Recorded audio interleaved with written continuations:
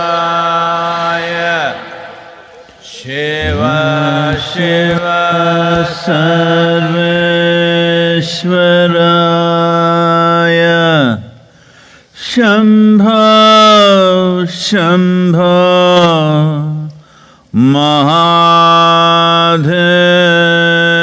महादेवाय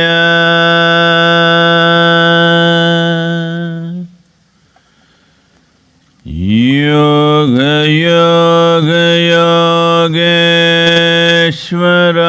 योगेश्वराय भूत भूत भूतेश्वराय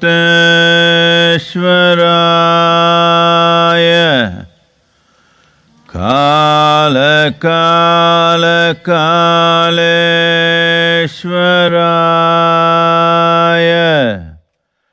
शिव शिव सर्वेश्वराय शम्भो शम्भो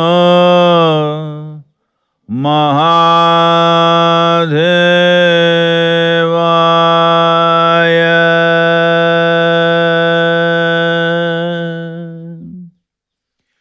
योग योग योगेश्वराय भूत भूत भूतेश्वराय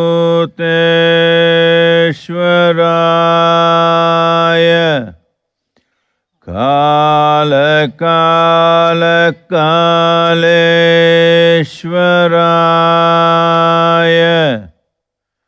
शिव शिव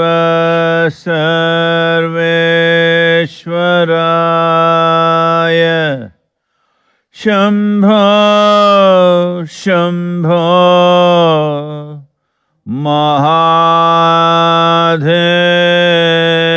महादेवाय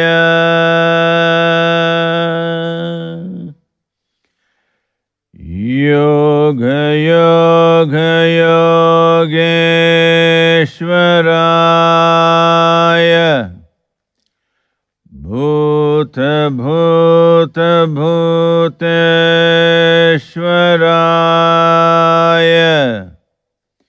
काल काल कालेश्वराय शिव शिव सर्वेश्वराय शम्भो शम्भो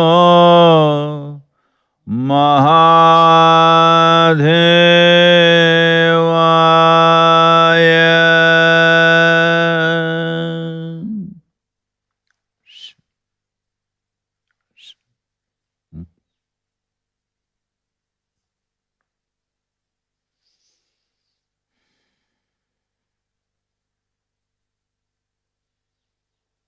காலை தூக்கி நின்றாடும் தெய்வமே ஒரு காலை தூக்கி நின்றாடும் தெய்வமே என்னை கை தூக்கி தெய்வமே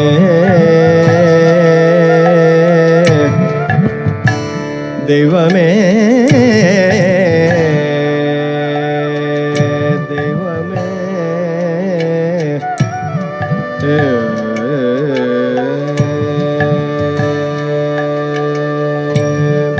வேலை தூக்கும் பிள்ளை தனை பெற்ற தெய்வமே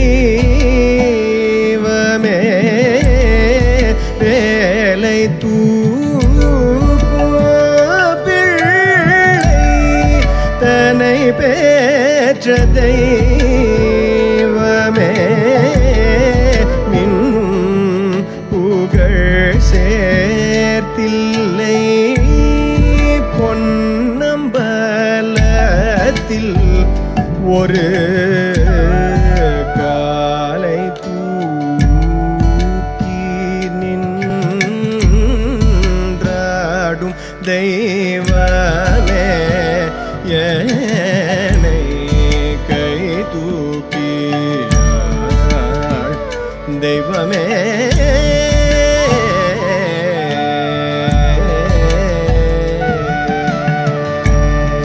செங்கையின் மான் தூக்கி சிவந்தமழுவும் தூக்கி செங்கையின் மான் தூக்கி சிவந்தமழுவும்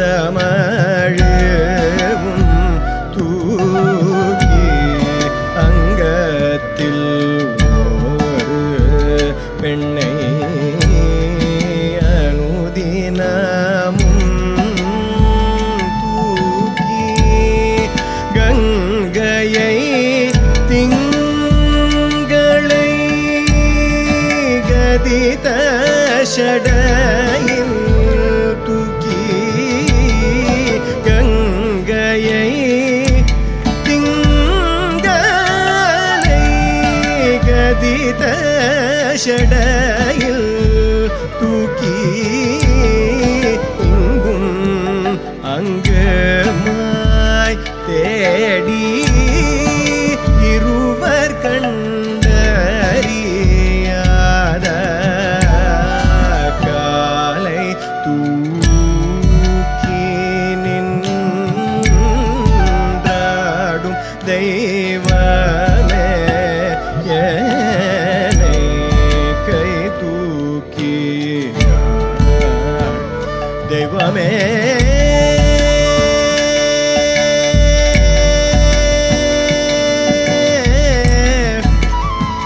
தெய்வமே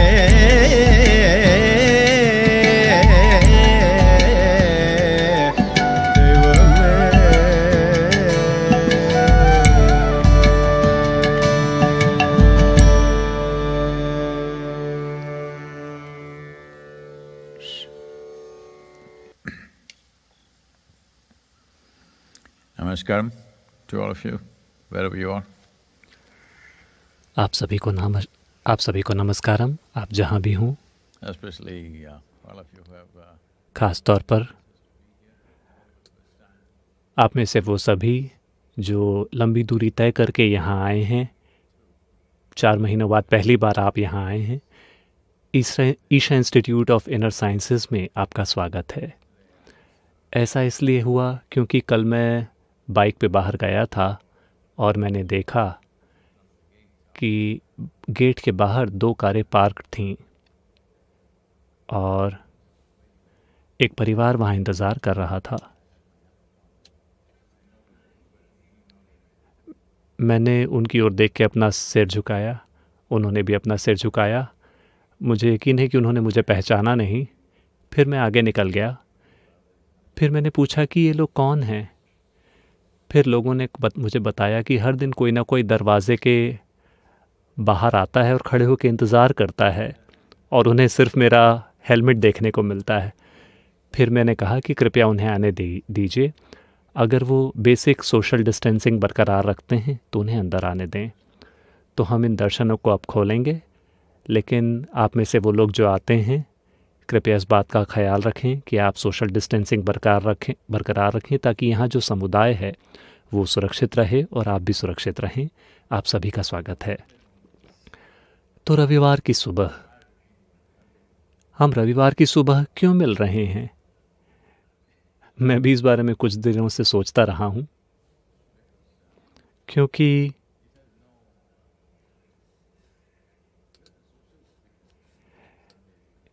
इसका एक सोशल सिग्निफिकेंस है। क्योंकि आप रविवार के दिन काम नहीं करते, लेकिन इसका कोई अस्तित्व संबंधी सिग्निफिकेंस नहीं है। धरती को ये नहीं पता कि आज रविवार है या सोमवार है, लेकिन धरती को ये पता है कि आज पूर्णिमा है या अमावस्या है या चंद्रमा की कौन सी कला है। तो दुर्भाग्य से दुनिया में आजकल ऐसा होने लगा है कि कुछ देशों में रविवार, कुछ देशों में शुक्रवार और कुछ देशों में शनिवार के दिन छुट्टी होती है। वो लोग एक दूसरे के से मुकाबला कर रहे हैं, जैसे कि नदी पुनर्जीवन का दिन एक शांति का दिन है, एक रोज़गार का दिन है, आपकी माँ के लिए भी एक दिन है। किसी की भी ये कहने की हिम्मत नहीं हुई कि आज पत्नियों का दिन है, उन्होंने कहा महिलाओं का दिन है आज। तो इस तरह से लोगों ने मुझे बताया कि एक बबल बर्थडे भी होता है। तो इस तरह से हर दिन को किसी न किसी रूप में मनाया जाता है, लेकिन एक आम आदमी के लिए कोई दिन नहीं बचा है, क्योंकि सभी 365 दिन किसी न किसी तरह से नियुक्त कर लिए गए हैं और कुछ दिनों को 2 अलग अलग चीज़ों के लिए ले लिया गया है। जैसे कि नदी पुनर्जीवन दिवस, उसमें 2 चीज़ें शामिल हैं उस दिन में। तो ये रविवार का धंधा शुरू हुआ धार्मिक महत्वाकांक्षाओं के कारण। इसमें कोई अस्तित्व की समझ शामिल नहीं है, यह अस्तित्व के प्रति कोई संवेदनशीलता भी शामिल नहीं है।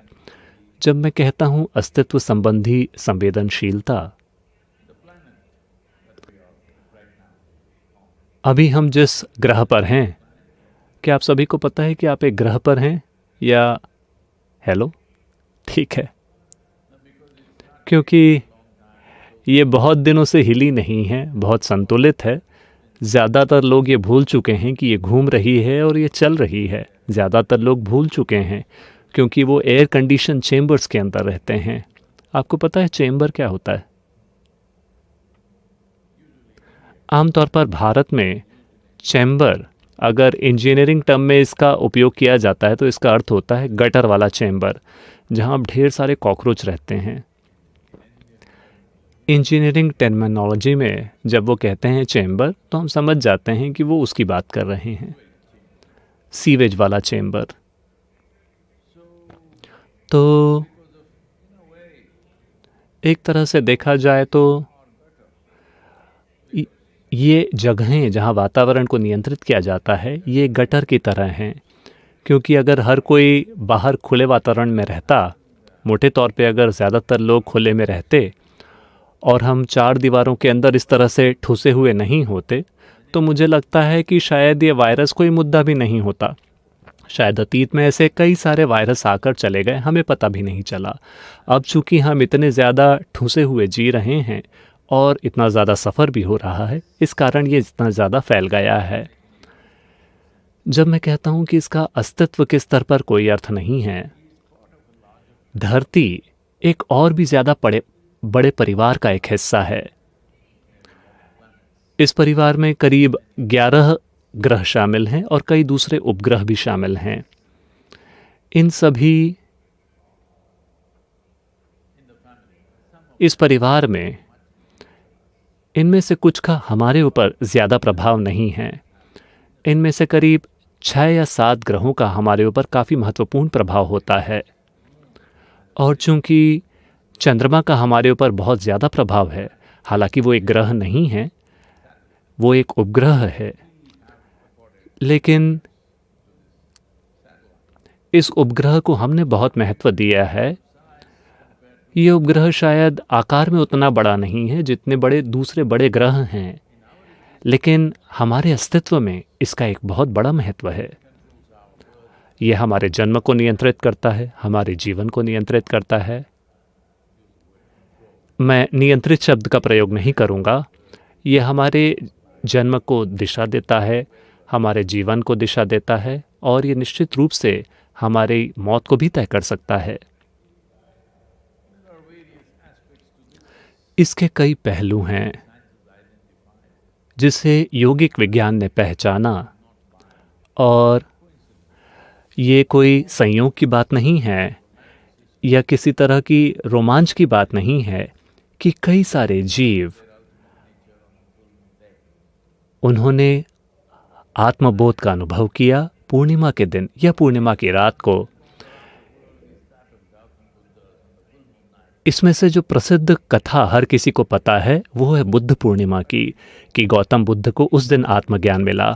लेकिन वो अकेले व्यक्ति नहीं हैं, कई योगियों को आत्मज्ञान मिला पूर्णिमा या अमावस्या की रात। ऐसा नहीं है कि उन्होंने ये दिन चुना था, बात केवल इतनी है कि इन दिनों में कुछ चीज़ें ज़्यादा अनुकूल होती हैं। चूँकि आत्मज्ञान, आत्मबोध और इंसानों का एक बहुत ही शानदार अवस्था में खिलना बहुत ही दुर्लभ घटनाएं बन गई हैं, इसलिए लोग इस पर सवाल उठाते हैं कि क्या वास्तव में ऐसा हुआ था। तो चलिए किसी ऐसी चीज़ की बात करते हैं जो ज़्यादा आम है। आज एक वायरस से जुड़ी महामारी के कारण हर कोई कह रहा है कि हम एक दिमागी बीमारी की महामारी की ओर बढ़ रहे हैं। साइकोलॉजिकल बीमारियां बहुत बड़ी संख्या में उभर कर सामने आ रही हैं, क्योंकि एक बात तो ये है कि लोग अपने परिवार के साथ बहुत लंबे समय से रह रहे हैं मैं बस मजाक कर रहा हूँ। दूसरी चीज़ ये है कि नौकरी खोने की असुरक्षा, आर्थिक मजबूरियाँ, सामाजिक रूप से दूरी और कई दूसरी चीज़ें, अपने प्रियजनों को खोना, कई भी दूसरे तरह के नुकसान जिनसे लोग होकर गुजर रहे हैं, उसकी वजह से मानसिक संघर्ष या मानसिक बीमारियों की महामारी भी पैदा हो रही है। कुछ डॉक्टर्स अनुमान लगा रहे हैं कि आत्महत्या की महामारी भी आएगी। मैं उम्मीद करता हूं कि हम वहां नहीं पहुंचेंगे, लेकिन कुछ हद तक ऐसा हो रहा है। तो चूंकि मानसिक स्वास्थ्य एक बहुत बड़ा मुद्दा है और ये बहुत ज़्यादा फैला हुआ है, और आप आत्मज्ञान को उतना नहीं देखते जितना आप मानसिक बीमारियों को देखते हैं, तो चलिए इसे एक आधार के रूप में देखते हैं। तो जहाँ तक प्रभाव की बात आती है, मान लीजिए कि चंद्रमा का प्रभाव, भाषा में इसके लिए शब्द हैं। अगर आप थोड़े मानसिक रूप से हिले हुए हैं तो लोग कहते हैं कि आप एक लूनी हैं। ये लूनार से आता है, इसका मतलब है कि आपके ऊपर थोड़ा चंद्रमा का प्रभाव है। आज इस बारे में स्टडीज़ हैं। दुर्भाग्य से जिन चीज़ों को हमने देखा और हज़ारों सालों से समझा, उसका महत्व नहीं है। इसको एक लेबोरेटरी में स्टडी किया जाना चाहिए, केवल तभी इसकी मान्यता होती है। ये जीवन ज्ञान प्राप्त करने की जगह नहीं है। ज्ञान सिर्फ लेबोरेटरी से मिलना चाहिए या टेक्स्ट बुक से मिलना चाहिए। अगर कोई मैं बात हज़ारों बार भी कहता हूँ तो कई सारे पंडित और ज्ञानी मुझसे पूछते हैं कि ये कहाँ छपा है। भाई, इसे कहीं छपने के लिए पहले किसी को ये पता होना चाहिए, है ना? क्या जीवन के किसी पहलू के बारे में कोई अनुभव वो पहले आया कि छपी हुई बातें पहले आईं? ये क्या बात हुई? ऐसा इसलिए है क्योंकि कई सारे लोग छपी हुई बातों पे ही अपनी रोजी रोटी चला रहे हैं। उनको लगता है कि हर चीज़ छपी हुई है। हाँ, हर चीज़ छपी हुई है, लेकिन एक कागज़ पर छपी हुई नहीं है या इंटरनेट पे छपी हुई नहीं है। ये हर जगह है। अगर आपके पास देखने के लिए आंखें हों तो मुझे विश्वास है कि अगर मैं आपसे पूछता हूँ कि आज चंद्रमा की कौन सी कला है, तो आपको नहीं पता होगी, क्योंकि आपको लगता है कि आपका पागलपन, उसका कोई तालमेल नहीं है। नहीं, आपके पागलपन का भी एक चक्र है, वो एक चक्रीय गति से चलता है। तो आज स्विट्ज़रलैंड की बेसिल यूनिवर्सिटी ने एक स्टडी की है। ये एक महत्वपूर्ण स्टडी है जो ये दिखाती है कि चंद्रमा के चक्र इंसानी नींद को प्रभावित करते हैं। सर्कल ल्यूनार रिदमिसिटी, इसका आपकी नींद से संबंध है। आपको सोने में कितना समय लगता है, वो समय बढ़ता जाता है। आप कितना सोते हैं, वो ड्यूरेशन कम हो जाती है पूर्णिमा और उसके 2 दिन आसपास। और इस तरह की दूसरी चीज़ें होती हैं चंद्रमा से जुड़ी हुई। ऐसी कई स्टडीज़ हैं जो अमेरिका के मेंटल हेल्थ इंस्टीट्यूट ने की हैं, मेंटल हेल्थ साइंसेज इंस्टीट्यूट, जो साफ साफ बताती हैं कि बाइपोलर डिसऑर्डर की कुछ परिस्थितियाँ मून से बहुत ज़्यादा प्रभावित होती हैं। हम इसे हमेशा से कहते रहे हैं। महीने के अलग अलग दिनों के लिए हमारे पास अलग अलग तरह की साधना होती है, लेकिन आजकल किसी को पता ही नहीं होता कि चंद्रमा की ये कौन सी कला है, क्योंकि कोई भी ऊपर नहीं देखता। हर कोई, अगर मैं आपसे पूछूं, मुझे पता है कि आप में से कुछ लोग अभी गूगल पे देख रहे होंगे कि आज चंद्रमा की कौन सी कला है। नहीं, आप इसे अपने शरीर के अंदर देख सकते हैं, क्योंकि आपका शरीर रिस्पॉन्ड कर रहा है। अगर ये रिस्पॉन्ड ना करे तो ये ज़िंदा नहीं रह सकता। तो इसके एक हिस्से के रूप में जब योग का विज्ञान भारत के संस्कृति का आधार था, भारतीय संस्कृति के ताने बाने का आधार था, तब कोई हफ्ते में एक बार छुट्टियां नहीं होती थीं। अरे सद्गुरु, अब आप क्या बताने वाले हैं? आप हमारी शनिवार की और रविवार की छुट्टियां लेने वाले हैं? थैंक गॉड फ्राइडे को लेने वाले हैं? नहीं, मैं बस आपको बता रहा हूं। छुट्टियां हुआ करती थीं 3 दिन की छुट्टियां, पूर्णिमा के एक दिन पहले, पूर्णिमा के दिन और पूर्णिमा के अगले दिन। इन 3 दिनों में कोई किसान कभी भी अपने खेत पर हल नहीं चलाता था। इसी तरह अमावस्या के दिन, अमावस्या के अगले दिन और उसके अगले दिन, उसका तीसरा दिन बहुत महत्वपूर्ण है, जिसे तमिल कल्चर में मुनरम पिराई कहा जाता है। इन 3 दिनों में भी वो हल नहीं चलाते। ये आराम के दिन हैं, क्योंकि बड़े पैमाने पर लोग खेती करते थे और कोई सरकारी नौकरियां नहीं होती थीं जो छुट्टी घोषित करे। जो व्यापार थे, उन्होंने ये तय किया कि वो महीने में 3 दिन के लिए बंद रहेंगे या 4 दिन के लिए या 2 दिन के लिए, वो उनका विकल्प था। लेकिन किसान, उन्होंने इस बात को बरकरार रखा। उस समय मोटे स्तर पर जो समुदाय था वो कृषि में था, तो वहाँ पे ये छुट्टियाँ बिल्कुल नियमित रूप से मनाई जाती थीं। तो पूर्णिमा का दिन और अमावस्या का दिन, पूर्णिमा के एक दिन पहले, पूर्णिमा के दिन और अगले दिन, और जब अमावस्या की बात आती है, अमावस्या, उसका अगला दिन और उसका अगला दिन। तो ये बहुत अनुकूल था, क्योंकि इन दिनों में आज यूनिवर्सिटीज़ भी कह रही हैं कि आपकी नींद के जो पैटर्न हैं वो डिस्टर्ब हो जाते हैं, आपके नींद के पैटर्न अलग हो जाते हैं, और एक तरह से उसमें एक तरह की कमी आ जाती है। आपकी सोने की क्षमता में एक कमी होती है उन रातों में। अगर कोई चीज़ आपकी नींद को प्रभावित कर रही है, तो क्या आपको लगता है कि वो आपकी जागृति को प्रभावित नहीं कर रही? नहीं, इसके लिए एक और $1 बिलियन की रिसर्च करनी पड़ेगी। निश्चित रूप से हर किसी को जिंदा रहना है।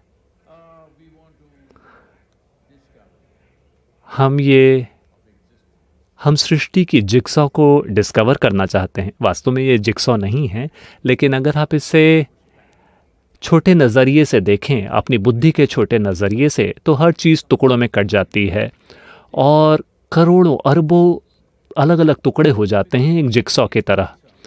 अरबों टुकड़ों वाली जिक्सॉ के साथ अगर आपको उसमें 12 हिस्से मिल गए, आप उनको साथ मिला लेते हैं और आपको लगता है कि यही अस्तित्व है। जब भी आपको एक नया टुकड़ा मिलता है, आप कहते जाते हैं कि यही असली चीज़ है, यही असली चीज़ है। इसे जानने का ये सही तरीका नहीं है। अगर कोई चीज़ इतनी विशाल है, तो ये महत्वपूर्ण है कि आपके पास उसका अनुभव करने का एक ज़्यादा व्यापक तरीका हो। आपकी वास्तविकता क्या है, उसे जानने का एक व्यापक तरीका हो। तो क्या हम दुनिया को वापस पूर्णिमा और अमावस्या की छुट्टियों में ले जा सकते हैं? नहीं, इसमें धर्मों ने बहुत ज़्यादा निवेश किया हुआ है, कोई इसे नहीं छोड़ना चाहेगा। मैंने सुना कि अफ्रीका में और भारत के कुछ हिस्सों में धार्मिक लोग प्रोटेस्ट कर रहे हैं, विरोध कर रहे हैं। मेरे ख्याल से अमेरिका और यूरोप में वो लोग नहीं कर रहे, लेकिन अफ्रीका और एशिया में वो विरोध कर रहे हैं कि उनका अपने समुदाय के साथ मिलने का अधिकार है। हालांकि हर डॉक्टर और हर वैज्ञानिक आपको बता रहा है कि एक साथ झुंड में मत मिलिए, अपने आसपास लोगों के आसपास मत बैठिए और प्रार्थना करने के लिए अपना मुंह मत खोलिए, क्योंकि वायरस का हमला हो सकता है, आप मर सकते हैं। टांजानिया के राष्ट्रपति ने यह भी कहा है कि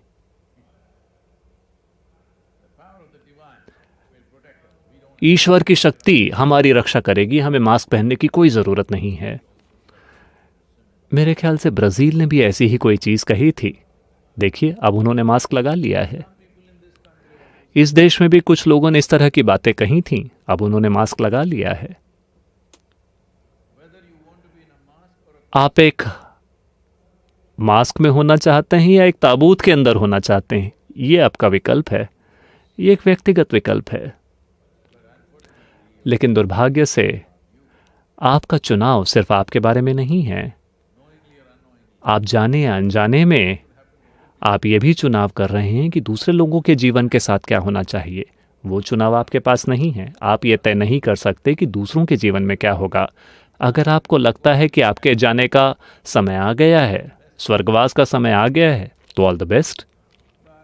लेकिन आपको इस बात का कोई अधिकार नहीं है कि आपके आसपास बैठे किसी व्यक्ति के साथ क्या होना चाहिए। ये हक किसी को नहीं है। तो आज अफ्रीका में, क्योंकि वो लोग कह रहे हैं कि ये एक धर्म संकट है, अगर हर रविवार को वो मिलते नहीं हैं तो उनका जो समुदाय है वो बिखर जाएगा। वो लोग इसे एक धर्म संकट कह रहे हैं, उनका धर्म संकट में है। और अमेरिका में एक बहुत ही विभत्स घटना जो अमेरिका में हुई थी, जिसमें एक व्यक्ति ने कहा था कि मैं सांस नहीं ले पा रहा हूँ, वो व्यक्ति जिसकी सड़क में मौत हुई थी। अफ्रीका के लोग इस नारे का प्रयोग कर रहे हैं एक बुर्का लगाकर, क्योंकि वो सांस नहीं ले पा रहे हैं, क्योंकि वो अपने धर्म में मिल नहीं पा रहे हैं। तो इस तरह की परिस्थिति में पूर्णिमा और अमावस्या के बारे में बात करना मेरे लिए अच्छा नहीं होगा। तो मैंने जो कुछ भी कहा है वो आमतौर पर मेरे लिए अच्छा नहीं रहा है, लेकिन ये आपके लिए अच्छा है। मैं आपको बता रहा हूँ, आपके लिए अगर आपको सचेतन होना है तो चंद्रमा की जो अलग अलग कलाएं हैं, अगर आप देखिए, ये कलाएं ये अपने आप में संपूर्ण नहीं हैं। ये कलाएं धरती के साथ रिलेशन में हैं। हम न केवल धरती के ऊपर हैं, बल्कि हम धरती ही हैं। इस बात को आप आज समझेंगे या आप इसे तब समझेंगे जब आपको दफना दिया जाएगा, ये आपका विकल्प है। तो ये मत सोचिए कि लोग सोचते हैं कि हम धरती पर सवारी कर रहे हैं। आप कहीं भी सवारी नहीं कर रहे, ये गोल गोल घूम रही है। आप बस मशरूम की तरह हैं जो यहाँ उगते हैं।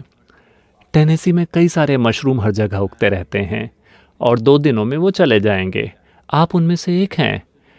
आप में से जो लोग घास में बैठे हैं, आप ये बात अच्छे से समझ सकते हैं। आप उभर कर निकले हैं और आप वापस चले जाएंगे। आपको लगता है कि आप यहाँ बहुत लंबे समय के लिए हैं, क्योंकि आप खुद को बहुत ज़्यादा बोर हो चुके हैं। सद्गुरु, आप दर्शन में ऐसे शब्दों का प्रयोग क्यों कर रहे हैं? क्योंकि आप लोगों को समझ नहीं आ रहा है। मैं लंबे समय से इन शब्दों का प्रयोग कर रहा हूँ। इस बात को समझिए कि आप दुनिया से बोर नहीं हुए हैं। आपने कभी दुनिया के ऊपर ध्यान नहीं दिया है।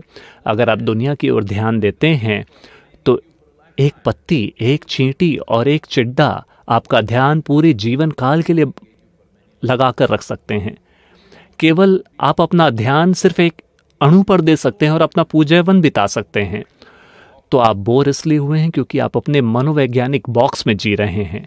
तो अगर आप उसे तोड़ना चाहते हैं, अगर आप उस मूर्खतापूर्ण डिब्बे से बाहर निकलना चाहते हैं, जो कि एक बहुत ही कड़क खोपड़ी से सुरक्षित है, मेरे पास एक पगड़ी है।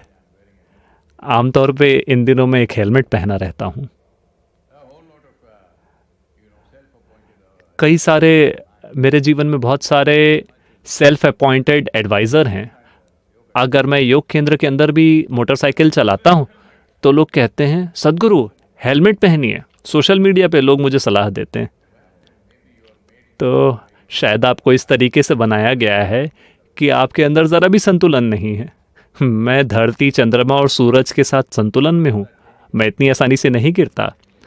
ऐसा नहीं है कि कोई भी 100% संतुलित है, कोई भी गिर सकता है, लेकिन ऐसा अक्सर नहीं होता। मैं आपको ऐसा इसलिए कह रहा हूँ क्योंकि आप कॉन्सेप्ट्स के आधार पर चलने की कोशिश कर रहे हैं, विश्वास प्रणालियों के आधार पर जीने की कोशिश कर रहे हैं। आप बोध के आधार पे नहीं जी रहे हैं। आप उस जीवन के रूप में नहीं जी रहे हैं जो एक बड़े आपके आसपास होने वाले विस्तृत जीवन के प्रति खुला हुआ है।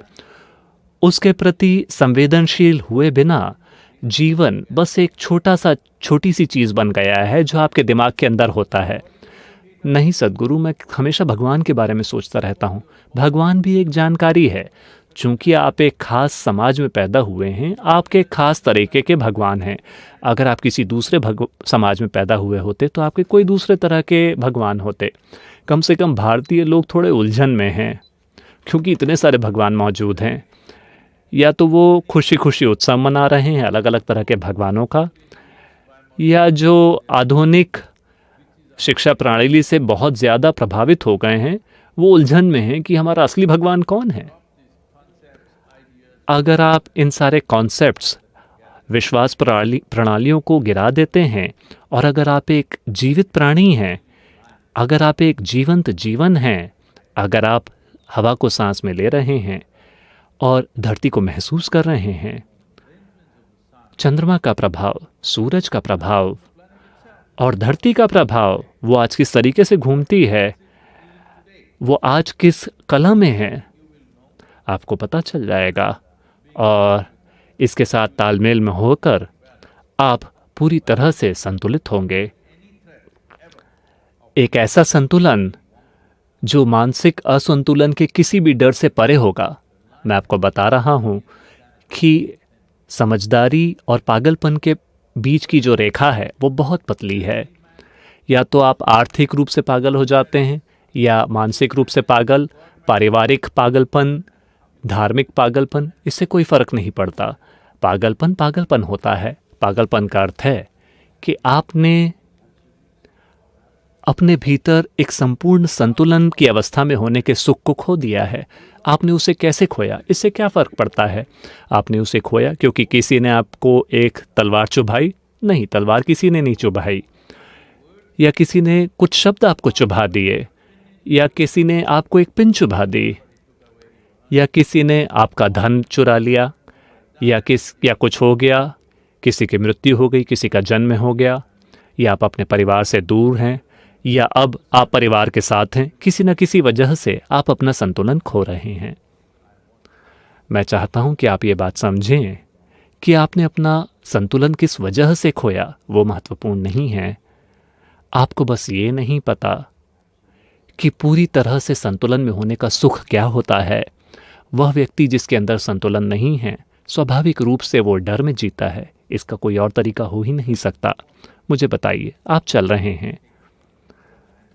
देखिए, लोग ये समझते नहीं हैं कि चलने की प्रक्रिया कितनी जटिल है। एक धरती जो घूम रही है और बहुत ही तेज़ गति के साथ चल रही है, चलना एक बहुत जटिल प्रक्रिया है। लोग भी इसे महत्व नहीं देते क्योंकि लोगों को बस पता है, बस यूं ही शरीर को पता है कि कैसे चलना है। देखिए, एक व्यक्ति के रूप में आपको नहीं पता कि कैसे चलना है। अपनी फिजिक्स की टेक्स्ट बुक पढ़िए और चलने की कोशिश कीजिए, आप हर जगह गिरते पड़ेंगे। शरीर को पता है क्योंकि शरीर हर चीज़ के साथ तालमेल में है, ये चल रहा है। जब आप चल रहे हो, मान लीजिए कि किसी कारण से अपना संतुलन आपने खो दिया, आपको डर लगेगा कि नहीं लगेगा? आप गिरे नहीं, बस ज़रा सा संतुलन खोया, डर आएगा कि नहीं? तो जीवन भी बस यही है। अगर आपको ये नहीं पता कि पूरी तरह से संतुलित होने का क्या मतलब है, हर कोई प्रिस्क्रिप्शन देने में लगा है या डायग्नोसिस देने में लगा है कि तनाव, घबराहट, डर, ये चीज़ें आम बातें हैं। ये आम बातें क्यों हैं? ये आम बातें हैं क्योंकि आप धरती से अलग हो गए हैं। आपको लगता है कि धरती एक कार है जिसे आप चला रहे हैं। क्या आप सभी प्लैनेट धरती को घुमा रहे हैं? क्या आप सभी धरती को घुमा रहे हैं? नहीं, आप बस एक मशरूम हैं जो अभी उगा है और कल नष्ट हो जाएगा। अगर आप उसके ऊपर अपना पैर नहीं रखते तो एक मशरूम भी अपने जीवन का उद्देश्य पूरा करता है। तो ये महत्वपूर्ण है, इस बात को समझना बहुत महत्वपूर्ण है, ख़ास तौर पे अभी इस महामारी के साथ, जब हम सोच रहे हैं कि साल के अंत तक हम में से कौन जिंदा बचेगा। हाँ, जब ये केस है तो बेहतर होगा कि आपकी अक्ल काम करने लगे। ये मेरा सपना है, मैं अपना सपना अभिव्यक्त कर रहा हूँ। मुझे उम्मीद है कि भारत सरकार इसे सुनेगी। ये मेरा सपना है कि कम से कम भारत में, जिसमें योग विज्ञान हमारी संस्कृति का आधार रहा है, कम से कम भारत को पूर्णिमा को और अमावस्या को छुट्टी वाले दिन बना देना चाहिए, शनिवार, शुक्रवार या किसी और दिन को नहीं, क्योंकि ये चीज़ें धार्मिक महत्वाकांक्षा से शुरू हुई हैं, लेकिन वो इस धरती पर सांस लेने से आया है, इस धरती को महसूस करने से आया है। ये कैसे काम करता है, हमारी प्रणाली कैसे काम करती है अपनी आसपास की चीज़ों के रिस्पॉन्स के साथ, इस बारे में पर्याप्त स्टडीज़ मौजूद हैं। कई सारे टेक्स्ट बुक साइंटिस्ट हमेशा मेरे पीछे पड़े रहते हैं। वो कहेंगे ये सब नकली विज्ञान है। आज पर्याप्त विज्ञान मौजूद है, क्योंकि आप एक प्रयोगशाला के चूहे हैं। जब तक वो प्रयोगशाला में नहीं होता आपको लगता है ये विज्ञान नहीं है। अब ये प्रयोगशाला में भी हो चुका है। अब वो कह रहे हैं कि चंद्रमा की ये चक्र निश्चित रूप से आपके स्लीप के पैटर्न पर प्रभाव डाल रहे हैं, आपके शरीर में जो अलग अलग चीज़ें हो रही हैं उस पर प्रभाव डाल रहे हैं। इस धरती के हर नाविक को पता होता है कि पूर्णिमा और अमावस्या के दिन समुद्र में पानी चढ़ जाता है। तो वो लोग जो अपने खुद के क्यूबिकल में जी रहे हैं, शारीरिक क्यूबिकल या मानसिक क्यूबिकल में, उन्हें ये नहीं पता। तो मैं दर्शन को पूर्णिमा और अमावस्या में शिफ्ट करना चाहूँगा, लेकिन आपको पता नहीं चलेगा। इसलिए रविवार की सुबह, देखिए मैं कितनी बड़ी समस्या हूँ। इतनी छोटी, इतनी सरल सी चीज़ कहने के लिए मैं पूरी दुनिया का चक्कर लगा लेता हूँ, क्योंकि अभी वायरस। अब कई देशों में पुलिस वाले जाकर पार्टियों को ध्वस्त कर रहे हैं। युवा लोग कमरों के अंदर बंद होकर पार्टियां कर रहे हैं। जब वहां जाके वो टेस्ट लेते हैं तो 20 से 30 लोग पॉजिटिव होते हैं और वो पार्टी कर रहे हैं, क्योंकि उन्हें शराब पीनी है और शराब पीने से भी ज़्यादा कुछ करना है। बड़े हिंसक तरीके से इन पार्टियों को तोड़ा जा रहा है। एक बार ऐसा हुआ,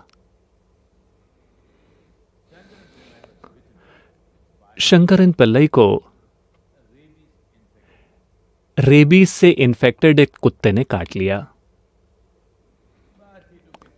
लेकिन उसे थोड़ा अनदेखा कर दिया और 3 दिनों के बाद वो डॉक्टर के पास गए। डॉक्टर ने उन्हें देखकर कहा, कुत्ते के साथ क्या हुआ? उन्होंने कहा, अरे कुत्ते ने मुझे काटा और वो मर गया।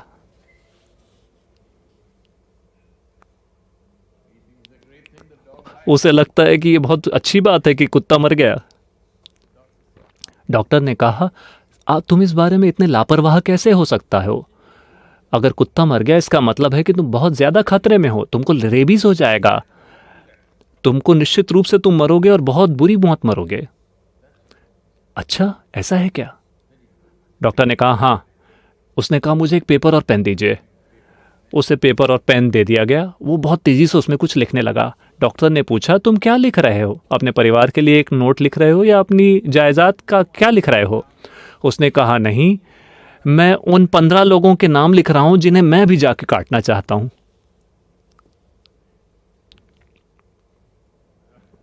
तो कई इंसान अभी इस तरीके से काम कर रहे हैं इस महामारी के दौरान। मैं चाहता हूं कि मैं ये पक्का करना चाहता हूं कि तुम्हें भी ये लग जाए।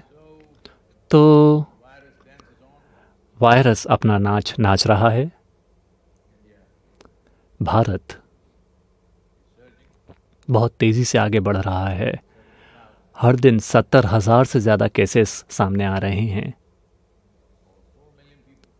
40 लाख से ज़्यादा लोगों को ये इन्फेक्शन हो चुका है। सौभाग्य से रिकवरी रेट बहुत अच्छा है, केवल 1.7% लोगों की मौत हुई है। मेरे ख्याल से जिस तरह से परिस्थिति आगे बढ़ रही है, लोग इसके साथ समझौता कर लेंगे। अरे 1.7% लोग मरते हैं तो क्या समस्या है, जब तक मैं नहीं मरता क्या फ़र्क पड़ता है। समस्या यही है, इस बात की कोई गारंटी नहीं है कि वो आप व्यक्ति ना हो सकता है आप जवान हों, बूढ़े हों, ऐसे हों, वैसे हों। 100 साल से ज़्यादा उम्र के लोग हैं जो ठीक हो गए, लेकिन 20 साल की उम्र के लोग हैं जो मर गए हैं। तो इस बात की कोई गारंटी नहीं है कि आप जिंदा ही रह जाएंगे। अमेरिका में लोग अनुमान लगा रहे हैं कि दिसंबर तक शायद 5 लाख मौतें हो चुकी हों। हर दिन होने वाली मौतों की संख्या 3000 तक बढ़ सकती है।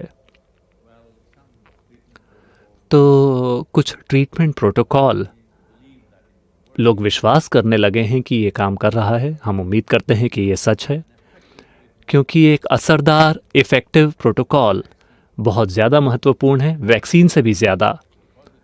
क्योंकि अगर मुझे पता है कि अगर मुझे इन्फेक्शन हो गया तो मेरा इलाज हो सकता है, तो वो ज़्यादा महत्वपूर्ण है। लेकिन अब लोगों को दोबारा इन्फेक्शन लगने का ज़्यादा डर है। जिन लोगों को इन्फेक्शन हुआ वो निगेटिव आए और अब कुछ समय के बाद वो फिर से पॉजिटिव आ गए। तो साइकिल का इन्फेक्शन का यह साइकिल एक बहुत चिंता का विषय है। तो आगे क्या होगा इसका हर कोई सिर्फ अंदाज़ा ही लगा सकता है। बात केवल इतनी है कि 6 महीने या 1 साल में हमें आदत हो जाएगी कि हमारे आसपास के लोग मरते हैं, या हो सकता है कि हम खुद मर जाएं अगर हम सावधान ना हो तो। मैं इसका मजाक उड़ाने की कोशिश नहीं कर रहा, ये गंभीर मामला है। लेकिन महत्वपूर्ण बात यह है कि हम समझें कि ये एक ऐसा वायरस है जो आपको ये बताने की कोशिश कर रहा है कि आपको जिम्मेदारी के साथ जीना होगा। जब मैं कहता हूँ कि आपको जिम्मेदारी के साथ जीना होगा, इसका मतलब है कि आप बस जीवन के प्रति एक आदतन प्रतिक्रिया नहीं है, आप एक सचेतन रिस्पॉन्स हैं। आप कैसे सांस लेते हैं, कैसे बैठते हैं, कैसे खड़े होते हैं, किस चीज़ को छूते हैं, किस चीज़ को नहीं छूते। मेरे ख्याल से मैं मानव चेतना के विकास के लिए 38 साल से काम करता रहा हूँ, लेकिन इस वायरस ने लोगों को कुछ चीज़ के प्रति कहीं ज़्यादा सचेतन कर दिया है, मुझसे कहीं ज़्यादा बेहतर। मुझे लगा कि ये एक छोटा सा मुकाबला है, लेकिन ये बहुत बड़ा मुकाबला है। ये सूक्ष्म जीव है, लेकिन उन्होंने कम से कम आपको ये समझा दिया है कि किसे छूना है, किसे नहीं छूना है। तो किसी न किसी रूप में इसने आपको जीवन के प्रति सतर्क बना दिया है।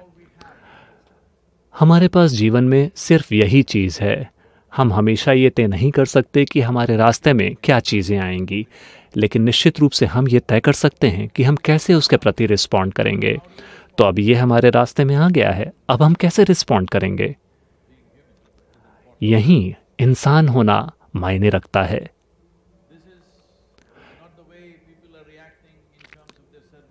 लोग जिस तरीके से प्रतिक्रिया कर रहे हैं, मेरी रोजी रोटी, मुझे जाना है, मुझे कोई फ़र्क नहीं पड़ता दूसरों के साथ क्या होता है, हमें पार्टी करनी है, या धार्मिक लोग कह रहे हैं कि कोई फ़र्क नहीं पड़ता, अगर हम मरेंगे तो हम स्वर्ग जाएंगे, तो क्या फ़र्क पड़ता है।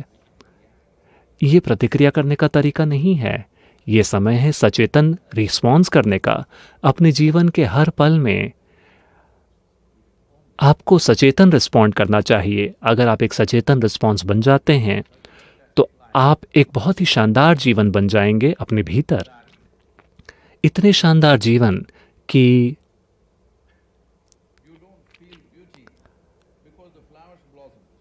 आपको सुंदरता इसलिए महसूस नहीं हुई कि फूल खिल गए। आप इस तरह से हैं कि आपके आसपास होने की वजह से फूल खिले। इसे बड़े ही काव्यात्मक ढंग से कहा गया है कि जब जंगल में गौतम बुद्ध होकर गुजरते थे तो पेड़ों में मौसम के बाहर भी फूल खिल जाते थे। ये काव्यात्मक अभिव्यक्ति है, लेकिन ये सच है कि एक इंसान और इंसानी चेतना में इतनी शक्ति है कि वो ऐसा कर सकती है। तो कई रूपों में ये एक बहुत शानदार समय है। एक शानदार समय क्योंकि आप अपनी चेतना पर ध्यान दे सकते हैं, क्योंकि आपका जो आर्थिक पहलू है उसे थोड़ा तोड़ दिया गया है, जिसका बाकी सारे दूसरे जीव रूप उत्सव मना रहे हैं। बस जिंदा रहिए, अच्छे से पोषित रहिए और इस बात का ख्याल रखिए कि आपके आसपास का कोई भी व्यक्ति आपके कारण ना मरे। इस बात का ख्याल रखिए, बाकी सब ठीक है। अभी भी धरती घूम रही है, आपके सड़क पे हुए बिना भी घूम रही है। चंद्रमा भी यहाँ वहाँ जा रहा है, अपनी कलाएं बदल रहा है। हम लगभग अभी पूर्णिमा और अमावस्या के बीच में हैं। मैं चाहता हूं कि आप सभी कम से कम इतनी जागरूकता अपने भीतर लाएं। शुरू में ठीक है, आप गूगल का इस्तेमाल कर सकते हैं। हर दिन सुबह देखिए कि आज चंद्रमा की कौन सी कला है। या अगर आप सुबह देखते ही नहीं हैं, कहने का मतलब कम से कम शाम को बस देखिए कि आज चंद्रमा की कौन सी कला है। 3 महीने के लिए आप हर दिन देखिए, और जब आप देखते हैं कि आज चंद्रमा की ये कला है, अपनी आंखें बंद कीजिए और 3-4 मिनट के लिए यूं ही बैठिए। देखिए कि कैसा महसूस होता है।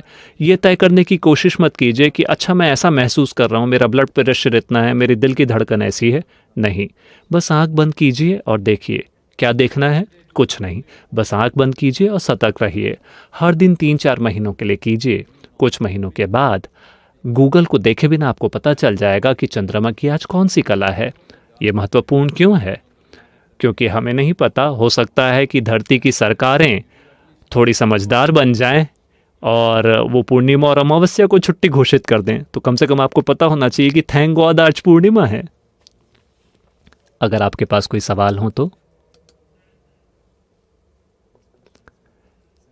यह सवाल संकेत ने पूछा है। नमस्कारम सद्गुरु, मैंने स्वामी विवेकानंद की एक किताब में पढ़ा था कि हैदराबाद में उनकी एक व्यक्ति से मुलाकात हुई थी जो हवा से चीज़ें पैदा कर देते थे। वे अपने शरीर पर सिर्फ एक लंगोट पहनते थे और किसी व्यक्ति ने उन्हें कंबल दे दिया था ताकि उन्हें सर्दी ना लगे। फिर अचानक उन्होंने हवा से एक फल पैदा कर दिया जो भारत में उगता भी नहीं है। उन्होंने स्वामी विवेकानंद के सामने अपने खुद के शरीर के वजन से दुगने वजन की चीज़ें पैदा कर दीं। ऐसी क्षमताएं कैसे संभव हैं? मैं बहुत सारे पागलों को समझाता रहा हूँ, संभालता रहा हूँ। अब आप चाहते हैं कि मैं एक फलों की टोकरी को संभालूं? अब क्या करें?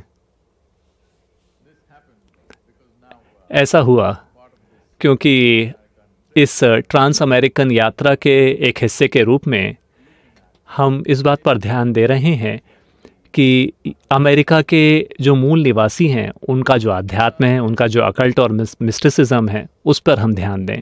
तो इस तरह की एक कहानी थी।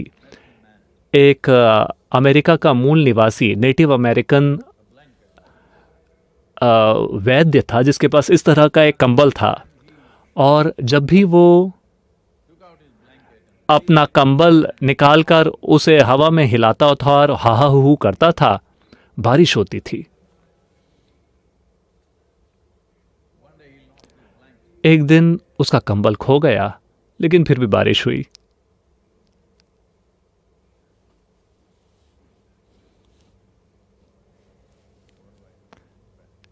तो मैं इस फल की टोकरी के साथ अब क्या करूं?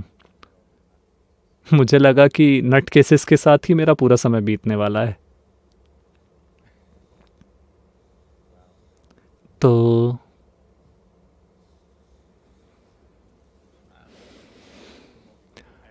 हम पेड़ों पर आधारित कृषि को बढ़ावा दे रहे हैं क्योंकि हमारा उद्देश्य ये है कि पेड़ों पर फल उगें।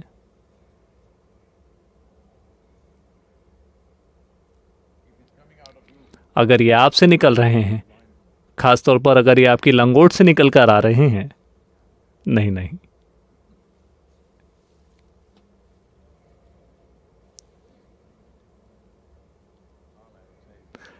मैं बस इतना कहूंगा कि उसे खाइएगा मत।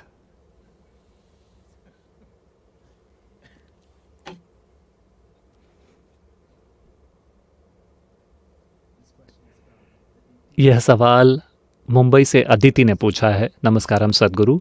हमने सुना है कि आपने हाल ही में भैरवी रक्ष उपलब्ध कराया है, एक प्राण प्रतिष्ठित भेंट जो इस चुनौती भरे समय में हमारी मदद कर रही है। क्या आप बता सकते हैं कि इसका क्या महत्व है और हम इसका कैसे उपयोग कर सकते हैं? तो यह भैरवी रक्षा, इसे हमने अभी इस महामारी के कारण नहीं भेंट किया है। ये एक ऐसी चीज़ है जिसे हम कई अलग अलग रूपों में काफ़ी लंबे अरसे से भेंट करते रहे हैं, यहाँ तक कि देवी मंदिर के प्राण प्रतिष्ठा के पहले से भी। लेकिन बात केवल इतनी है कि पिछले कुछ सालों में मैं इस बारे में काम करता रहा हूँ कि इसे कैसे पर्याप्त नियंत्रित किया जा सके। जब मैं कहता हूँ पर्याप्त रूप से नियंत्रित, नहीं, ये केवल एक चुटकुला है। मैं सभी महिलाओं से माफ़ी मांगता हूँ। भैरवी एक खास तरह की महिला है, बहुत ही उग्र। हर किसी को ऐसी महिला के फायदे पसंद आते हैं, लेकिन उन्हें उनका दूसरा पहलू पसंद नहीं आता। उनका एक दूसरा पहलू है जो उन्हें पसंद नहीं आता। तो एक ऐसा सिक्का कैसे बनाएं जो हमेशा एक ही ओर गिरे, जिसमें हर बार चित ही आए? आप ऐसा कैसे कर सकते हैं? तो अब आपको सिक्के को इस तरीके से बनाना पड़ेगा कि दोनों तरफ चित हो। यही तरीका है, वास्तव में कोई दूसरी ट्रिक नहीं है। आप जब भी सिक्का उछालते हैं हर बार चित आता है, इसका मतलब है कि आपको सिक्के को ठीक करना होगा। तो पिछले कुछ सालों में मैं देख रहा था कि सिक्के को कैसे ठीक किया जाए ताकि लोग बस एक ही पहलू से होकर गुजरें, दूसरे पहलू को ना छुएं, क्योंकि ज़्यादातर लोग देवी की उग्रता के लिए तैयार नहीं हैं, क्योंकि उन्हें लगता है कि भैरवी एक छड़ी है जिनका सहारा लेकर वो अपने जीवन में चलेंगे। अगर आपके पास 2 अच्छे पैर हैं और आप एक छड़ी का इस्तेमाल करते हैं तो मैं निश्चित रूप से आपसे छड़ी ले लूँगा। लेकिन अगर आप थोड़े लंगड़े हैं, आप थोड़े अपंग हैं और आप एक छड़ी का इस्तेमाल करते हैं, तो बेशक हम इस बात का ख्याल रखेंगे कि आपके पास एक छड़ी हो। तो जब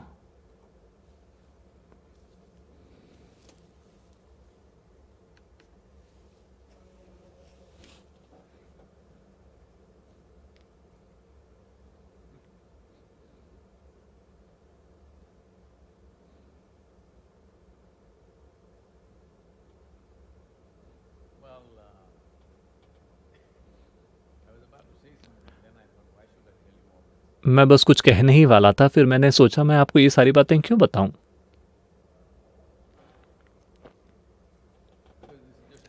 क्योंकि ये सिर्फ एक दर्शन है, आपको सिर्फ मेरी ओर देखना है।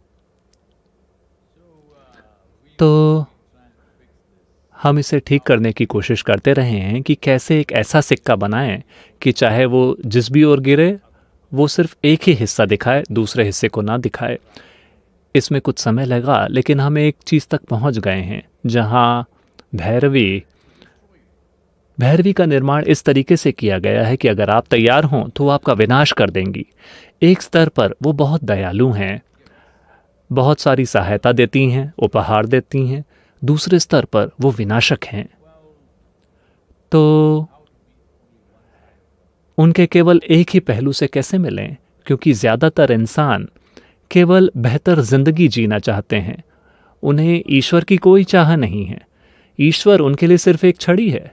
मुझे ईमानदारी से बताइए, आप में से कितने लोग वास्तव में सोच रहे हैं, या आज वे लोग जो प्रार्थना कर रहे हैं वो चाहे जहाँ भी हों, दुनिया में हर कहीं, चाहे उनका कोई भी धार्मिक समूह हो या जाति हो या पंथ हो या वो जो भी हों, उनमें से कितने लोग वास्तव में ईश्वर के साथ मिलकर एक होना चाहते हैं और शून्य बन जाना चाहते हैं?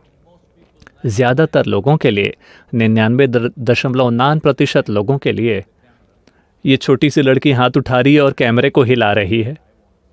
हमारा कैमरामैन हाथ उठा के कह रहा है कि मैं उस दिशा में जाना चाहता हूँ। अगर ऐसा होता है तो फोटोग्राफी बड़ी बुरी आएगी, क्योंकि वो विलीन होकर शून्य बनना चाहती हैं। हर कोई ईश्वर का प्रयोग कर रहा है केवल एक छड़ी के रूप में, ताकि वो बेहतर चल सकें।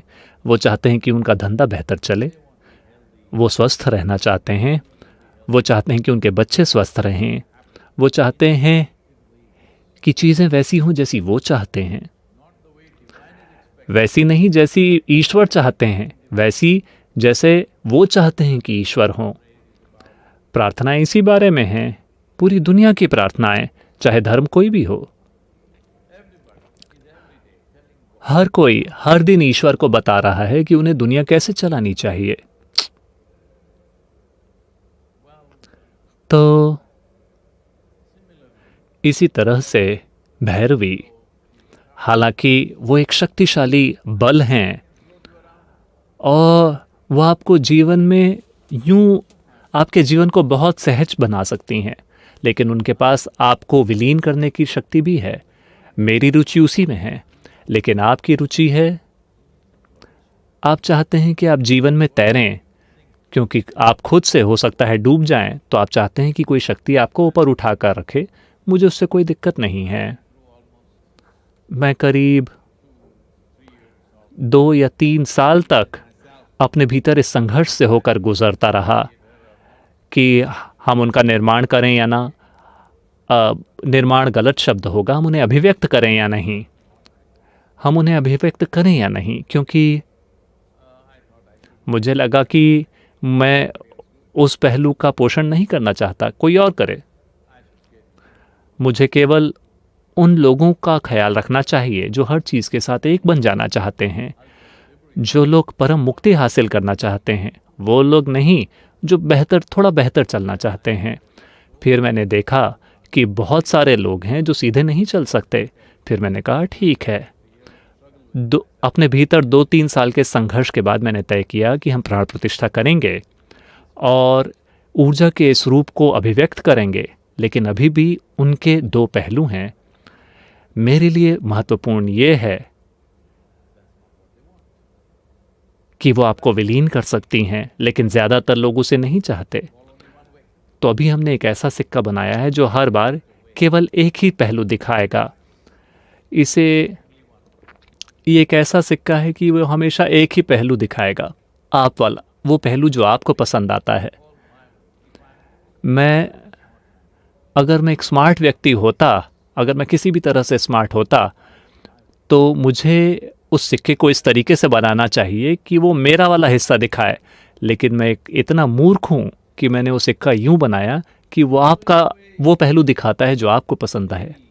तो एक तरह से देवी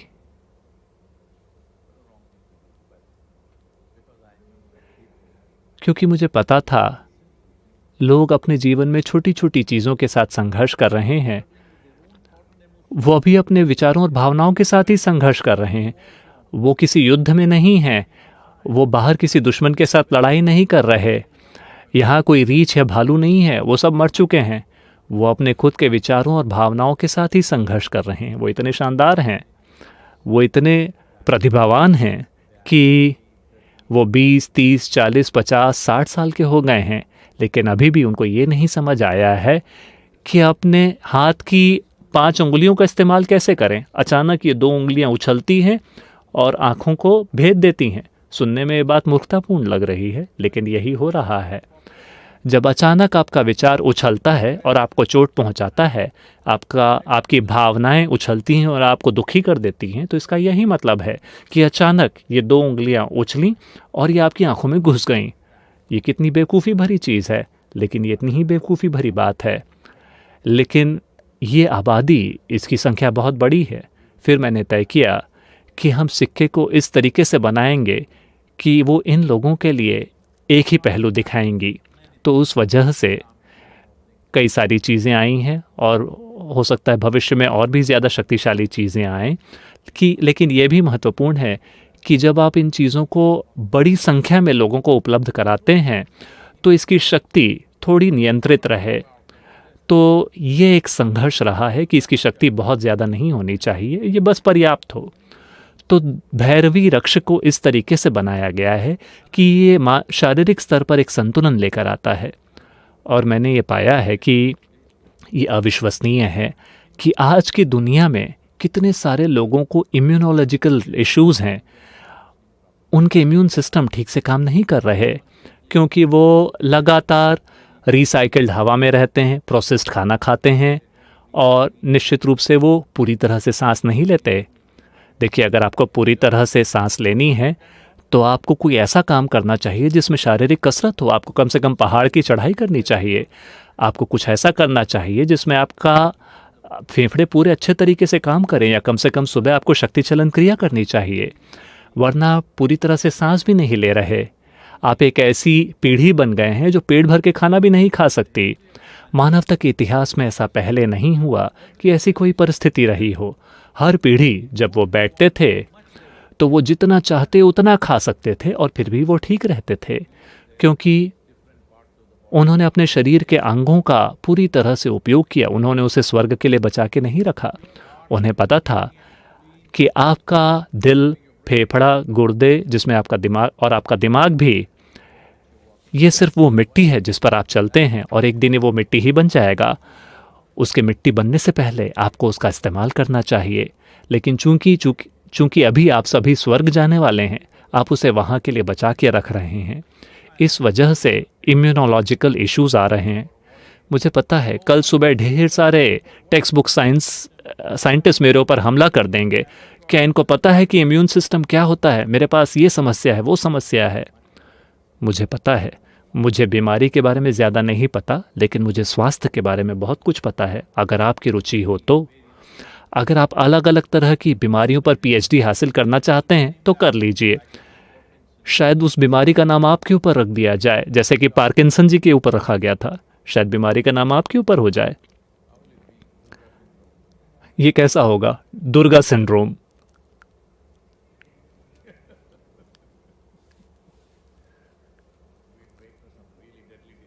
नहीं, हम किसी बहुत ही खतरनाक बीमारी का इंतज़ार करेंगे और फिर उसका नामकरण करेंगे।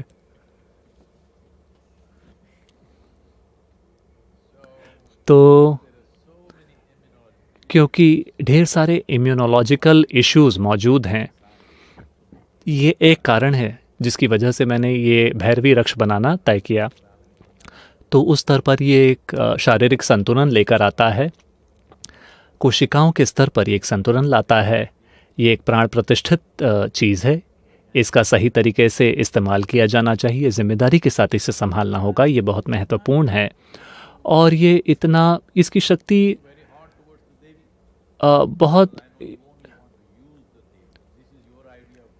इसकी शक्ति बहुत ज़्यादा नहीं है, थोड़ी कम है, क्योंकि ये आपको उसी स्तर तक देवी की ओर ले जाती है। देखिए, भक्ति का मतलब ये होता है, भक्ति का एकमात्र उद्देश्य होता है विलीन हो जाना, लेकिन ज़्यादातर लोगों के लिए भक्ति एक सौदा है। तो मैं जैसे जैसे मेरी उम्र बढ़ती जा रही है, मैं और भी ज़्यादा करुणामय होते जा रहा हूँ और मार्केट फ्रेंडली होता जा रहा हूँ। वरना मैं बहुत ज़्यादा कठोर था और मैं बस यही कहता था कि आपको जलना होगा। तो उस समय मैंने अपने आसपास केवल उन लोगों को इकट्ठा किया जो जलने के लिए तैयार थे। लेकिन अब आप सभी यहाँ पर हैं और आपकी गाड़ी में दूसरी सवारियाँ हैं। आपको एक ख़ास तरीके से गाड़ी चलानी होगी। उस समय मुझे सिर्फ रेस ड्राइवर्स के बारे में सोच रहा था, लेकिन अब मैं दूसरों के बारे में भी सोच रहा हूँ और इस कारण रक्षा आया है। और ये रक्षा एक महत्वपूर्ण भूमिका निभाएगा संतुलन लाने में, आपके शरीर के कोशिकीय स्तर पे एक स्तर का उल्लास लाने में। शारीरिक फ़ायदे होंगे, शारीरिक फ़ायदों से निश्चित रूप से मानसिक फ़ायदे भी होंगे। मुझे पता है कि आज मैं पूरे आदर के साथ ये बात कह रहा हूँ, जो मेडिसिन है वो अलग अलग विशेषज्ञताओं में विभाजित है, इस हद तक कि कुछ साल पहले ऐसा हुआ था, मैं फुटबॉल खेल रहा था और मेरा घुटने में थोड़ा सा कार्टिलेज टूट गया और मेरे को बहुत दर्द था और मैं अटलांटा में एक भाषण दे रहा था। मेरा घुटने में पट्टी बंधी हुई थी और मेरी टॉक पूरी होने के बाद एक व्यक्ति मेरे पास आए और उन्होंने कहा, सद्गुरु मैं आपके घुटने को देखना चाहूँगा, मैं घुटनों का डॉक्टर हूँ। मैंने कहा क्या, आप एक ऑर्थोपेडिक हैं, है ना? उन्होंने कहा नहीं, मैं घुटनों का डॉक्टर हूँ। क्या ऐसा कुछ होता है? हाँ। फिर मैंने पूछा, आप किस घुटने के डॉक्टर हैं, दाएं घुटने के कि बाएं घुटने के? क्योंकि किसे पता, हो सकता है उसमें भी स्पेशलाइजेशन हो, किसे पता। योग में ऐसा बहुत समय पहले हुआ था, हमने उसे थोड़ा ठीक कर दिया है। लंबे अरसे पहले ऐसा हुआ कि लोग और भी कई योग में बहुत सारे स्पेशलाइजेशन करने लगे। वैसा नहीं जैसा यूनाइटेड स्टेट्स के स्टूडियोज़ में हो रहा है, मैं उसकी बात नहीं कर रहा हूँ। एक दूसरे तरीके से मेडिकल साइंस की तरह, जैसे कि बहुत ज़्यादा स्पेशलाइजेशन की वजह से बहुत सारे फ़ायदे आए हैं, लेकिन साथ ही साथ भविष्य में इसके कारण बहुत ज़्यादा उलझन भी पैदा होने वाली है। अगले 50 सालों में अगर आप एक मेडिकल चेकअप कराना चाहते हैं तो आपको 50 डॉक्टरों की ज़रूरत पड़ेगी जो आपकी जांच करेंगे, क्योंकि एक व्यक्ति सिर्फ दिल को देखता है या सिर्फ वेंट्रिकल्स को, दूसरा व्यक्ति सिर्फ आपके बाएं घुटने को देखता है, दाएं घुटने को नहीं देखता, एक और व्यक्ति केवल इसे देखता है या उसे देखता है। दांत की सर्जरी, डेंटिस्ट्री, उसमें 9 साल सीखना पड़ता है, उसमें 3-4 अलग अलग स्पेशलाइजेशन है, ठीक है, केवल दांत। तो इस वजह से एक स्तर तक ज्ञान आता है, विशेषता आती है, लेकिन साथ ही साथ जब ये इतना ज़्यादा विविध हो जाता है तो हमारे पास जो सीमित समय है उसके लिए इम्प्रैक्टिकल हो जाएगा। मान लीजिए आपको एक पूरा मेडिकल चेकअप कराना है तो आपको 50 अलग अपॉइंटमेंट लेने पड़ेंगे और हो सकता है 6 से 8 महीने लग जाएं।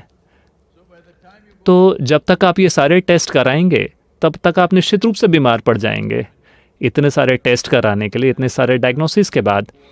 और जब तक कोई व्यक्ति इन सारे रिजल्ट्स को साथ मिलाकर ये पता लगाता है कि आपको कौन सी बीमारी है, आमतौर पर ये पोस्टमार्टम का डायग्नोसिस बन चुका होगा।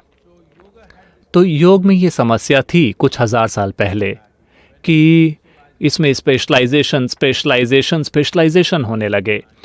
और भारत में एक मुकाम ऐसा था जहां 1800 से ज़्यादा स्कूल्स थे जो योग को 1800 अलग अलग तरीकों से विशेष रूप से देखते थे। फिर जब पतंजलि महर्षि आए, उन्होंने देखा कि ये सारा ज्ञान किसी के काम नहीं आ रहा है, क्योंकि इसकी वजह से सिर्फ उलझन पैदा हो रही है, स्वास्थ्य नहीं पैदा हो रहा, खुशहाली नहीं आ रही, आत्मज्ञान नहीं हो रहा, सिर्फ ज्ञान और ज्ञान और ज्ञान हर जगह फैला हुआ है। फिर उन्होंने हर चीज़ को आपस में मिला दिया और अष्टांग योग बनाया। 1800 से वो अष्टांग, उन्होंने कहा ये 8 अंग हैं और इन्हें एक खास तरीके से इसकी खोज करनी होगी और योग सूत्र इसी बारे में हैं। तो शायद मेडिकल साइंसेस में भी किसी मुकाम पर ऐसा कुछ हो, लेकिन फ़िलहाल उसमें ज़्यादा से ज़्यादा स्पेशलाइजेशन हो रहे हैं। इसके कुछ फ़ायदे निश्चित रूप से हैं, लेकिन अगर और भी ज़्यादा स्पेशलाइजेशन और शरीर के और भी ज़्यादा हिस्से होते हैं तो हमारी दृष्टि इतनी संकुचित हो जाएगी कि प्रैक्टिकली ये एक समस्या बन जाएगा। एकेडमिक स्तर पर ये बहुत शानदार होगा, लेकिन प्रैक्टिकली ये बहुत बड़ी समस्या बन जाएगा, क्योंकि किसी को नहीं पता होगा कि उनके साथ क्या हो रहा है। क्योंकि लोगों को पता है कि आपकी तिल्ली के साथ क्या हो रहा है, लेकिन उन्हें ये नहीं पता कि आपके साथ क्या हो रहा है। तो लोग शायद इसका विरोध करेंगे, लेकिन मैं आपको बता रहा हूँ, अगर शारीरिक रूप से संतुलन आता है तो स्वाभाविक रूप से, क्योंकि आपका शरीर जिस तरीके से काम करता है वो आपके शरीर के अंगों से होने वाले सेक्रीशन पर निर्भर करता है। अभी आप खुश हैं या दुखी हैं या सुखी हैं, ये सिर्फ इस बात से तय होता है कि आपके शरीर की अलग अलग ग्लैंड से क्या सेक्रीशन हो रहे हैं।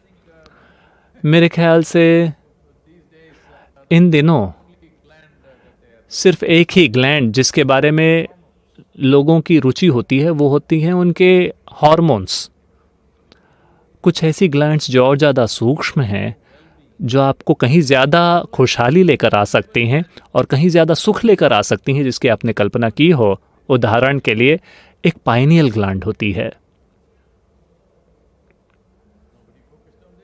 किसी ने इस पर ध्यान नहीं दिया, इसके बारे में कोई भी काम नहीं हुआ। अचानक आप अपनी शांभवी महामुद्रा करते हैं और अचानक 1 महीने के अंदर आप अपने अंदर बहुत शानदार महसूस करते हैं, और यहाँ तक कि आपने बाथरूम में गाना गाना भी शुरू कर दिया किसी को कोसने के बजाय। ऐसा हुआ है, मुझे पता है। तो क्योंकि आपके सेक्रीशंस अब संतुलन हो गए हैं, आपकी कोशिकीय स्वास्थ्य अब अच्छा है, अब निश्चित रूप से आपका मानसिक स्वास्थ्य भी बेहतर हो जाता है, क्योंकि हर मानवीय अनुभव उसका एक रासायनिक आधार होता है। आप जिसे सुख कहते हैं, दुख कहते हैं, या आप इसे जो कुछ भी कहते हैं, हर इंसानी अनुभव का एक रासायनिक आधार है। सिस्टम में उस स्तर पर संतुलन लाना महत्वपूर्ण है। भैरविक रक्षा मूल रूप से आपको उस दिशा में प्रेरित कर रहा है। तो सद्गुरु, अलग मैं भैरवी रक्षा पहनता हूँ तो क्या मुझे सुबह अपनी शांभवी करने की ज़रूरत नहीं है? मुझे पता है लोग यही पूछेंगे। नहीं नहीं, अगर आप सुबह अपनी शांभवी करते हैं केवल तभी ये काम करेगा। नमस्कारम। वे सभी लोग जो अमेरिका में हैं और हमारी ईशा साधना करते हैं, हम सुबह के दर्शन आपके लिए खोलेंगे, लेकिन मेरे ख्याल से सिर्फ एक ही आने वाला है और उसके बाद हम थोड़ा सफ़र करेंगे। उसे भी हम अलग अलग क्षेत्रों में खोल सकते हैं अगर हो सके तो। ये इस पर निर्भर करता है कि हम कहाँ हैं, लेकिन आपको पहले से रजिस्ट्रेशन करना होगा और आपको अपना खुद का मास्क लेकर आना होगा। ठीक है? क्या आप तैयार हैं? हेलो आप सभी। और प्लीज़ आप जब योग केंद्र में आते हैं तो कृपया यहाँ के प्रोटोकॉल्स का स्ट्रिक्टली पालन करें और इस बात का ख्याल रखें कि आप सुरक्षित रहें और हर कोई सुरक्षित रहे। हमें इस बात का बहुत गर्व है कि भारत के योग केंद्र में करीब 4000 लोग हैं, एक भी पॉजिटिव केस नहीं आया है, और यहाँ भी 100 से ज़्यादा लोग हैं, एक भी केस यहाँ पे नहीं आया है। हम इसे यूं ही बरकरार रखना चाहते हैं, हम आपके परिवारों को भी वैसा ही रखना चाहते हैं। तो कृपया इस बात का ख्याल रखें। अगर आप यहाँ आते हैं तो आप सोशल डिस्टेंसिंग बरकरार रखें। आपको देखकर मुझे बहुत अच्छा लगा, और मुझे अफसोस है कि इतने दिनों से दरवाजे खुले थे। कल जब हमने उस परिवार को देखा तो मुझे लगा कि हमें दरवाज़ा खोलना चाहिए। आप सभी को बहुत बहुत धन्यवाद।